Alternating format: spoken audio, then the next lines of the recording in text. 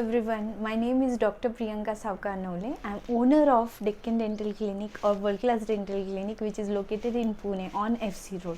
So today I am making this video. The topic is frenectomy. So most of the patient, they have concern related to frenectomy, or the procedure is also known as frenotomy. So what is frenectomy?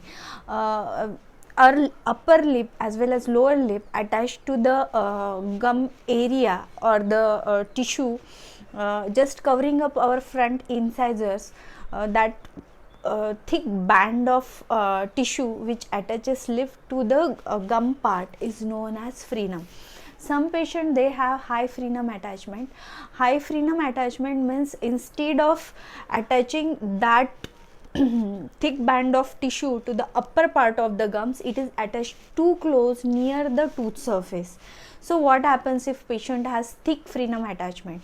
Most of the time such patient, they have midline diastema, that is known as spacing between front two incisors. So they have spacing between there, and the tissue, the frenum attachment is exactly into the incisive papilla, the gum area between two incisors. In such cases that space, it is very difficult to close since the band of tissue is quite heavy, quite thick, and chances of relapse are quite more. So in such patient, we advise frenectomy or frenotomy, where we cut down the tissue so that the upper lip is separated and the gum area will be separate. So we try to break the connection between them. At least that attachment should be on the higher level instead of lower level. So that procedure known as frenectomy. Now frenectomy is done by two methods: with the help of regular scalpel, where we just give, means the procedure wise, if I have to explain you, first we give the local anesthesia in that particular area, and after that we try to separate that tissue with the help of scalpel and cautery.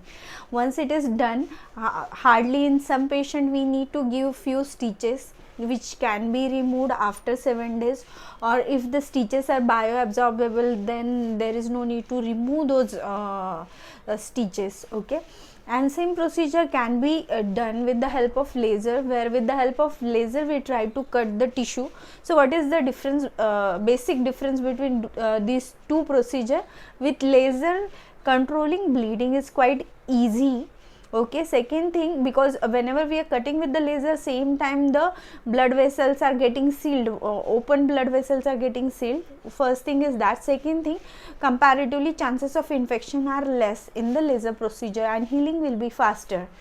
Okay, so what precaution usually we advise patient after the frenectomy procedure? After the frenectomy, some patient we prescribe some mild analgesic antibiotic for few days, 3 days or 5 days, and we ask patient to clean that area properly. Sometimes some patient we prescribe some gum paints. Patient is supposed to apply that gum paint over that area for particular days and particular time.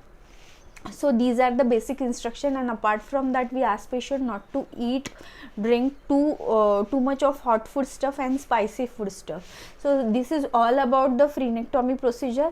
And usually what diagnostic investigation we do, sometimes we take a IOPA. IOPA is a small X-ray. In that we can see the notching between two central incisor, that is known as specific test. Okay, where we see the notching, and that is one indicator that patient should undergo frenectomy procedure. Second thing what we do, the blanch test, where we try to pull the upper lip away.